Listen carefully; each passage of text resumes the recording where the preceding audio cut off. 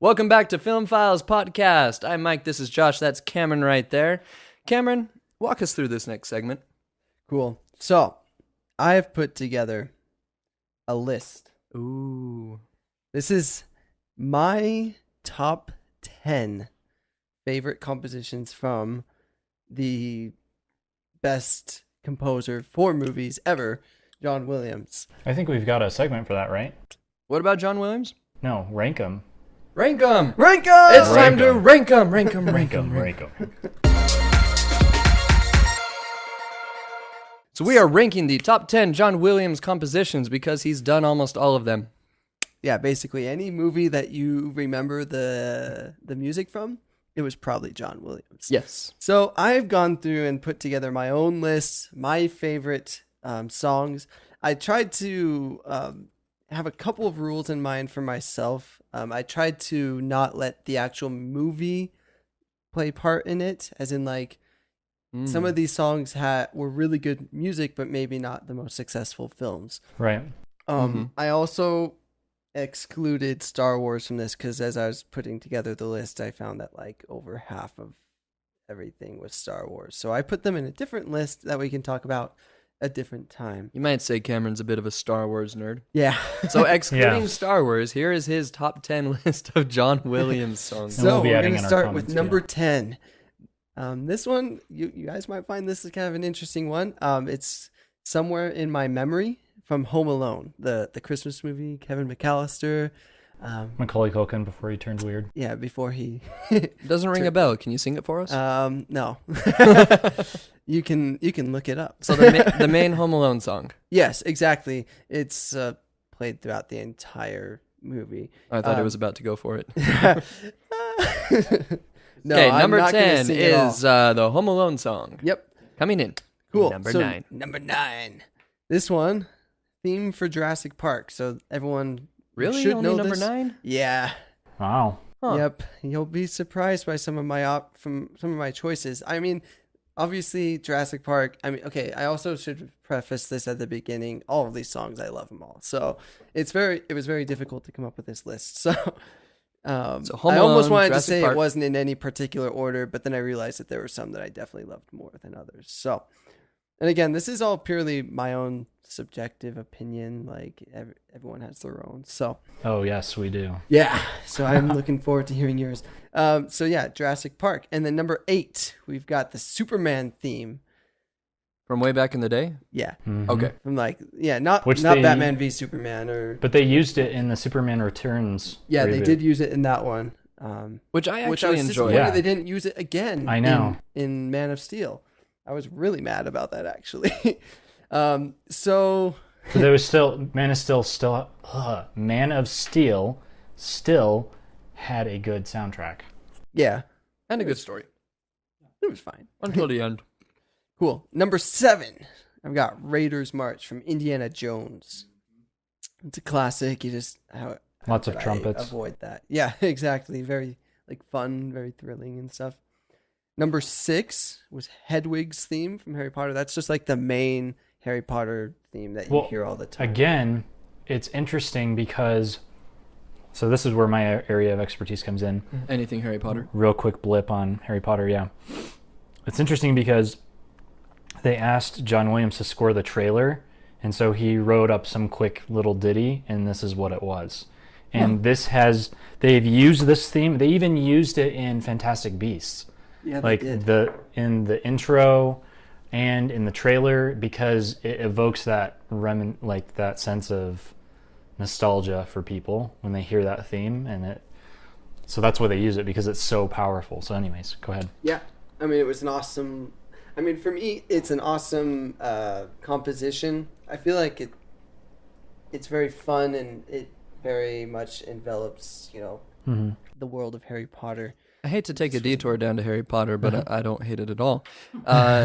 When the books were still coming out, we used to get them as soon as they would come out. My dad and I would put on the Harry Potter movies on the TV in the background and turn the volume almost all the way down, so you could still hear the music and you could still barely hear the characters. But we'd keep that on, have the lights kind of low, and sit there on the couches and read the books with that in the background. So sit It was down so on cool. the couch. Sit there on the couch or lay down on the couch and read Harry Potter books with Harry Potter playing in the background. That's it was awesome. so cool. I loved that. Okay, that was number 6. What is coming in number 5? Number 5. Number 5, I put as Adventures on Earth. This is from E.T. This was basically the music that was playing in like the final scenes when they're on their bikes and being chased by the FBI and whatnot. How does it go again? You'll have to look it up. I'm gonna get him. No. So I really like that one. I mean, it's got tons of variety throughout the whole track. It's a very long one, so very fun. And I really like the very end with like very brassy, meaty chords. So number 4, this was Hymn to the Fallen from Saving Private Ryan.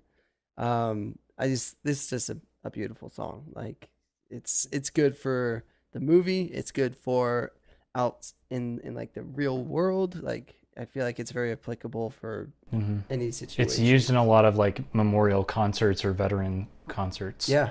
Still, so I feel like, I don't know, I can't really back this up with any facts, but I personally feel like John Williams, when he wrote that, it wasn't just for the film in that scenario. Yeah. He definitely was thinking very much about real fallen soldiers who gave their all. So I'm gonna laugh at you when he dies and we read his journal. How he He's just like, says in "I it, just wrote "I wrote this all movie." these for the money." Yeah, that would be interesting. don't say wouldn't that it? about And then him. he That would, realized- like, make me cry. I know. Okay, Next let's entry move writes on. the next Let's stop song. talking It's all about about this. the Stop money, it, Mike. money. Stop it. Okay, so number Okay. 3. Number 3. Now we're getting in the top 3. Number 3, going back to Harry Potter, A Window to the Past. This was only, as far as I'm aware, it was only used in Harry Potter and the Prisoner of Azkaban. And I believe that was also the last one that John Williams did, unless he came back. But there's a lot that I'm uncertain Yeah, of there. he did Goblet. No, he didn't. That was Patrick Doyle. Yeah, Prisoner of Azkaban was his last film.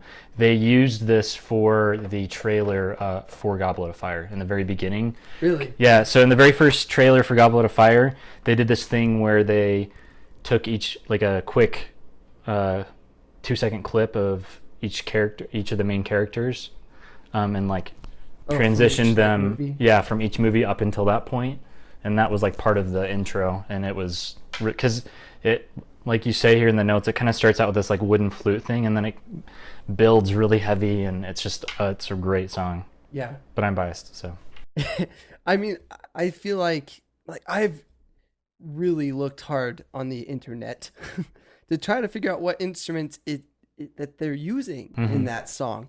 It's some sort of like ocarina or wooden flute or something. I whatever I find, it doesn't seem to fully match the tone from the track, and I can't find any definitive answer. Like, so even on any Wikipedia. woodwind players out there, you need to tell Yeah, us what please. it is. Please. I need to Cameron know. wants- It's really bothering He him. wants to learn. Okay. I want to learn. All right. So What yeah, comes in at number 2? number 2? This one, it was very hard for me to choose between number 1 or number 2. So this was a very close second place. Number 2 is Remembering Childhood from Hook.